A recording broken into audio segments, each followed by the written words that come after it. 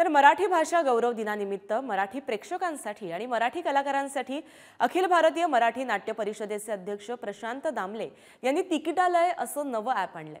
या ॲपवर मराठी नाटक, मराठी सिनेमा आणि कार्यक्रमांची माहिती मिळणार आहे।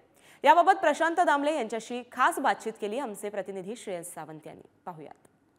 खरं तर आज मराठी भाषा गौरव दिन आणि त्या निमित्तानं अनेक कार्यक्रम सगळीकडे घडतात। त्यासोबतच आता एक वेगळा उपक्रम आहे, ज्या उपक्रमाला फार मस्त आणि छोटा कानी कार्यक्रम झाला। काय सांगायला?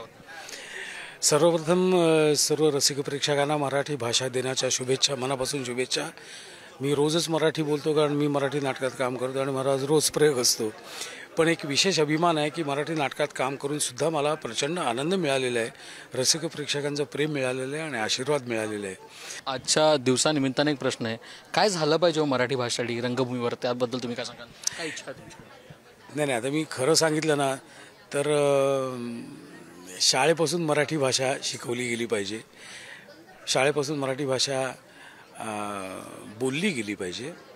मग भले ते कॉन्व्हेंट असलं तरी हरकत नाही। कसं आहे की कॉन्व्हेंटमधली मुलं आजूबाजूला बोलताना इंग्लिश बोलते, पण घरातल्या लोकांनी, आई वडिलांवर फार मोठी जबाबदारी आहे।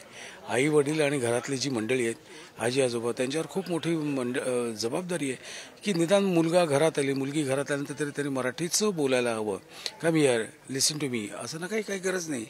इकडे हां, आणि इकडे मध्येच होय, हे इकडे हां, आणि ते त्यात सूर पण आहेत ना, ते सूर मुलांना ते बोलता यायला पाहिजे, ऐकायला यायला पाहिजे आणि वाचता यायला पाहिजे।